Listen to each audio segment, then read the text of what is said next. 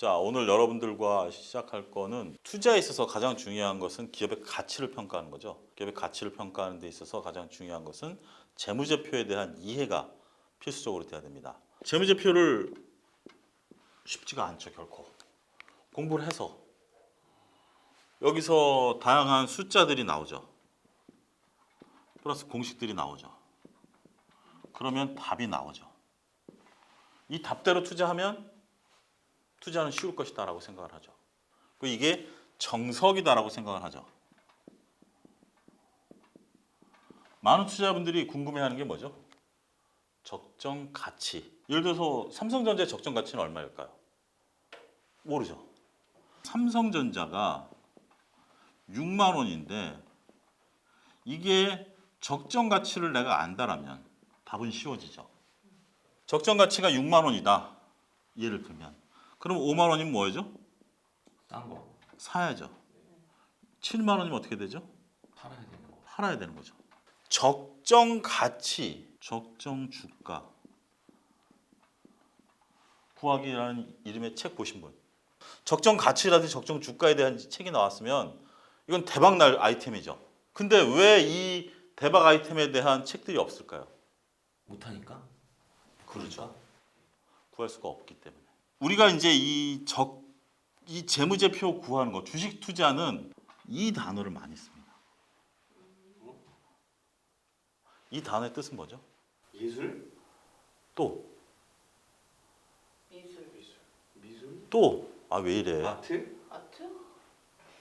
뭐예요? 기술. 아 기술. 아. 마샤라츠 할 때 그 아트구나. 어. 네네네. 정석대로 답이 나올 것처럼 보이지만 우리나라 지금 현재 2,500포인트에서 평균 PBR이 1배 수준까지 왔습니다. 우리나라 기업의 가치가 올라왔기 때문에. 그러면 0.9배는 저평가예요? 고평가예요? 적정 평가예요? 세 사람마다 이게 다 다를 수가 있죠. 그러니까 우리는 PBR 1배가 이건 기업의 가치만큼 평가받고 있다는 거잖아요. 그러면 0.9배만큼에 됐을 때 사야 되느냐 팔아야 되느냐 라고 했을 때 이거는 여러분들이 보는 관점에 따라 다르다는 거야. 그게 바로 아트라는 개념이죠. 근데 생각보다 되게 뭐가 딱 떨어지진 않네요. 여태껏 그렇게 주식해 오셨나요? 아니요? 지금 삼성전자가 6만 5천 원이면 팔아야 돼요? 사야 돼요? 모르겠어요. 그렇잖아요. 그렇잖아요. 그렇다면 주식 투자는 운일까요? 반? 세상 사는 데 있어서 운이 없다라는 그 표현은 할 수가 없어요. 레드코 PD님이 배 PD를 만난 건 불행이잖아요. 그런 것처럼 우리가 크게 웃네. 우리가 세상엔 운만 있는 게 아니잖아요. 불행도 있잖아요. 세상 살다 보면 다 겪어내야지. 겪어내야 되는 거 아니야? 그 대신 우리가 이 공부를 그러면 할 필요 없다? 내가 좋은 정보 얻어서 로또 하나 사서 당첨되면 끝이다? 이렇게 접근해서는 답이 없죠. 공부를 해서 이게 과연 적정할 것이냐, 적절한 수준이냐를 파악을 해서 내가 이것을 사야 되나 팔아야 되느냐 결정을 여러분 스스로가 만들어가는 과정이다라고 생각하면 돼요. 재무제표 그러면 어렵죠. 머리 아프죠. 재무제표에서 우리는 재무제표를 구성하는 방법, 재무제표를 쓰는 방법을 알 필요가 있을까요? 없죠. 그냥 우리가 이해하고 주식 투자자 입장에서 무슨 포인트만 봐야 되느냐란 말을 알면 되죠. 크게 세 가지입니다. 첫 번째 손익계산서, 두 번째 재무상태표. 이거를 대차대제표라고 아직도 강의하시는 분이 계세요. 이거는 5년 전 용어입니다. 3번 현금흐름표. 여기 덧붙여서 주석. 같은 맥락은 아니지만 같이 얘기를 할게요. 자, 5분 만에 이 3개 끝내드리겠습니다. 전 PD님이 이제 회사에 잘렸어. 그래서 커피숍을 하나 차리려고 그래. 1억이 든다, 커피숍에. 5천만 원을 내 돈이라는 게 있죠. 그 다음에 5천만 원을 빌리던, 대출을 받던, 내 돈이 일단 아니죠. 남의 돈이죠. 그럼 이제 1억이 생겼어. 1억이란 돈을 가지고 커피숍을 차려. 현금을 좀 있고, 원두도 좀 사야죠. 기계도 사야죠. 커피잔도 사야죠. 재무상태표 끝. 내 돈은 뭐죠? 우리가 소위 말해서 자본. 남의 돈은 뭐죠? 부채. 자본과 부채를 합치면 뭐죠? 자산. 자산. 재무상태표 끝. 그 다음에 뭐 해야죠? 커피를 팔아야죠. 매출. 커피를 파는 거죠. 열심히 팔아야죠. 커피를 팔면 뭐가 들어가죠? 재료값? 그렇죠. 재료값, 알바비. 인건비. 인건비. 좀 고상한 용어를 쓰세요. 인건비, 네. 각종 세금, 물값, 뭐 공과금 다 나오죠. 이걸 빼주면 뭐가 나오죠? 순이익. 이익이 나오죠. 손익계산 끝. 매출에서 각종 비용을 빼주면 이익이 나오죠. 그러면 이거를 영업 현금 흐름, 영업과 관련된 현금 흐름, 투자와 관련된 현금 흐름, 재무와 관련된 현금 흐름으로 구분해서 써주면 이게 현금 흐름표. 어려운 거 있나요? 재무제표가? 아니요. 현금 흐름표는 매출에서 매출 원가 빼주고 매출 원가에서 일반 관리비 빼주고 일반 관리비에서 빼주면 순이익이 나오고 순이익에서 영업의 손익을 감안해주면 순이익이 단기 순이익이 나온다. 이렇게 설명하면 여러분들 쉬워요, 어려워요? 용어 자체가 머리가 뽀글뽀글 하잖아요. 내가 돈을 모아서 내 돈이냐 남의 돈이냐 구분해주고 이걸 가지고 회사를 차려서 물건을 팔아서 파는 데 대한 비용을 빼주면 이익이 남는 거다. 자, 뭐가 어려워요? 대표님 이해되시죠? 네. 걱정 안 하셔도 되죠. 그러네요. 내 돈의 비중이 많으냐 남의 돈의 비중이 많으냐. 남의 돈의 비중이 커지면 이익은 더 커질 수도 있습니다만 회사가 만약에 매출이 줄어들거나 이자가 올라가면 남의 돈 때문에 어려워질 수도 있죠. 자산을 보호하니 원두 중에 커피 전문점에 5가지 원두가 있다고 칩시다. 가장 많이 팔리는 게 아메리카노, 라떼 뭐 이런 순위가 있는데 갑자기 무슨 어쩌다 마시는 이런 것만 잔뜩 재고로 갖고 있다. 그럼 이 회사는 좋은 회사인가요? 나쁜 회사인가요? 안 되죠. 안 되죠. 그런 것도 우리가 파악해 가는 게 재무제표 분석이라는 거예요. 손익계산서에서 매출이 늘어나느냐, 매출이 안 늘어났어. 그러면 여러분들이 커피점 주야, 점피디님 커피점 주야. 그럼 제일 먼저 뭘 하겠어? 원가 절감을 해야죠. 그러면 원가 절감을 할 때 고민을 해야죠. 알바생을 한 명 자를까? 원두를 바꿔볼까? 아니면 뭐 휴지를 비치해 놓은 걸 없애버릴까? 그러면 그거에 따라서 손님의 호불호가 엄청나게 갈릴 거 아닙니까? 그거는 이제 경영진들이 고민하는 것이고 우리는 그걸 보고 이 회사 기업을 사야 될 것인가 말아야 될 것인가를 판단하는 거죠. 이게 재무제표 분석이에요. 쉽죠? 이게 손익계산서예요. 매출에서 매출 원가 빼주면 뭐가 나오죠? 매출 총이익. 매출 총이익에서 일반 관리 빼주면 뭐가 나오죠? 영업이익. 영업이익에서 영업의 손익이죠. 이건 플러스가 날 수도 있고 마이너스가 날 수도 있죠. 세금 빼주면 단기 순이익이 나오죠. 이게 손익계산서예요. 이 중에서 가장 중요한 게 뭘까요?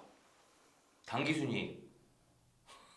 거의 모든 90% 이상이 그렇게 얘기합니다. 아니에요? 근데 그건 답이 아니겠죠. 영업이익. 나머지 10% 중에 한 7%가 그걸 얘기해요. 나머지 7%가 그렇게 얘기해요. 아니 배피님이 틀린 건 아니에요. 맞아요. 단기 순이익도 중요하고 영업이익이 중요하지만 나머지 2%에서 3%가 얘기하는 건 매출입니다. 커피숍을 왜 차렸어요? 이익 남기려고 차렸죠. 이거는 다 비용이에요. 비용. 이 비용들을 내고 이익이 남아야죠. 그 근본적인 행위가 뭐죠? 매출이잖아요. 매출이잖아요. 우리가 방송국 앞에 음식점이 생기면 개점발 가봐야죠. 그게 예의죠. 맛있으면 줄을 서서라도 먹죠. 그러면 불친절해도 그 집 가요 안 가요? 물론 호불호가 좀 갈릴 수 있지만 적당한 불친절은 눈 감아줄 수도 있죠. 근데 딱 가는데 일단 맛이 없어. 그러면 아무리 친절하고 심지어 구두까지 닦아주더라도 그 집 갈래요 안 갈래요? 안 가잖아요. 이게 가장 중요해요. 매출은 뭐다? 수원지다. 우리가 이제 강이 발원하는 곳을 수원지라고 그러잖아요. 이 물이 계속 뿜어져 나와야 우리가 한강의 발원지는 어디예요? 저 태백산맥 어디잖아요. 거기서부터 물이 끊임없이 뿜어져 나와야 그 한강물이 우리나라 전역을 적시면서 서해 바다로 흘러가는 거 아니겠습니까? 이게 멈추면 강이 어떻게 되죠? 중간에 쭉 적시고 오다가 스물스물 말라버리죠. 그래서 우리가 많은 분들이 딱 봤을 때 단기 순이익부터 눈에 가는 건 사실이에요. 그걸 뭐 저도 눈에 가요. 그렇지만 단기 순이익보다는 매출이 늘었는가를 봐야 된다. 이거는 회사의 존재 이유예요. 그 다음에 중요한 건 뭐다? 영업이익이다. 영업이익과 당기순이익의 차이점 뭐죠? 영업이익은 말 그대로 영업과 관련해서 이익이 난 거예요. 이 매출과 관련해서 이익이 난 거고 이건 영업의 손익과 손익이 들어가서 당기순이익이 난 거예요. 건물을 판 건 여기 들어가거든요. 환율이 올랐다 떨어졌다, 금리가 올랐다 떨어졌다 여기 들어가거든요. 이건 영업과 상관없이 이익이 움직인 거예요. 그래서 당기순이익보다는 영업이익이 늘었느냐가 훨씬 더 좋죠. 아, 그래서 회사가 주체적으로 뭘 팔아가지고 할 수 있는 거는 영업이. 그렇죠. 영업이익이 가장 좋죠. 그러면 우리가 이 손익계산을 딱 잘라서 봐야 될까요? 시계열로 봐야 될까요? 시계열로 봐야죠. 당연히 시계열로 봐야죠. 영업이익이 꾸준히 증가하고 있는가, 매출이 꾸준히 증가하고 있는가, 그렇게 보는 거죠. 자, 여기서 퀴즈, 돌발 퀴즈. 매출이 10% 늘으면 영업이익은 10%보다 높다 작다. 통상적인 기업이라고 하면 늘 것 같아요. 영업이익 더 커야죠. 왜 그러죠? 네. 왜냐면 일반 관리비나 이런 거는 고정비니까. 예. 그렇죠. 배피님이 일 열심히 하신다 그래서 방송 뭐 서너 개 더 한다 그래서 월급이 확 올라가는 건 아니죠. 수당을 좀 더 받는 정도 수준이지만 매출을 내가 회사 매출을 20% 올려줬는데 실질적으로 내가 받는 거는 한 뭐 1% 정도 받았다. 예를 들자면 그렇다면 이거는 훨씬 더 많이 올라가겠죠. 이게 정상적인 기업이에요. 근데 얼마 전에 기업이 영업이익을 어닝 서프라이즈라고 내세웠어요. 기사에. 딱 보니까 매출이 0.8%가 줄었어. 그럼 그 기업이 좋은 기업일까 아니면 좋은 기업일까? 조금 문제가 있죠. 그럼 이제 살펴봐야죠. 그 기업을 살펴보니 매출 원가가 줄었더라. 원자재 수입 단가가 떨어졌다. 그럼 원자재 수입 단가가 올라가면 이 기업은 언제든지 영업이익은 떨어질 수가 있죠. 매출이 줄었기 때문에. 이거를 우리가 걸러낼 수 있는 벌써 눈이 커졌잖아요. 쉽죠? 매출에서 매출 원가 구하는 공식 복잡합니다. 뭐 하지만 뭐 이런 것들을 적절히 비용을 통제하고 있느냐 이런 것들을 정확히 살펴보고 했을 때 당기 순이익이 꾸준히 나올 수 있느냐. 자, 손익계산 끝났어요. 질문. 어느 특정 분기에 영업이익은 괜찮은데 영업의 손익에서 약간 손실을 봤어요. 네. 그 뭐 전분기나 뭐 이렇게 비해서. 그러면 그런 회사 같은 경우에는 오히려 그 정도에서는 한번 투자를 해봐야 될 상황이라고 그렇죠. 보나요? 그렇게 될 수 있는 거죠. 일시적인 요소로 인해서 회사가 빠졌다? 그러면 그게 근본적인 가치가 훼손되느냐를 보는 거죠. 근본적인 가치가 훼손되느냐. 근본적인 가치가 훼손되지 않았다. 라고 한다면 투자할 만한 거죠. 오히려 고마운 거죠. 그런 기회가. 우리가 이 예를 들어서 뭐 코로나 말고 갑자기 무슨 뭐 9.11 테러 같은 게 터졌다. 근데 삼성전자 반도체 가격에 어떤 영향을 미칠 만한 요소가 됐을까요? 아니었죠. 그럼 오히려 그런 게 우리가 사는 것처럼 그런 어떤 이게 근본적인 요소에 해결이 되느냐 안 되느냐는 우리가 포인트를 삼으시면 되죠. 자, 오늘 마치겠습니다. 감사합니다. 감사합니다.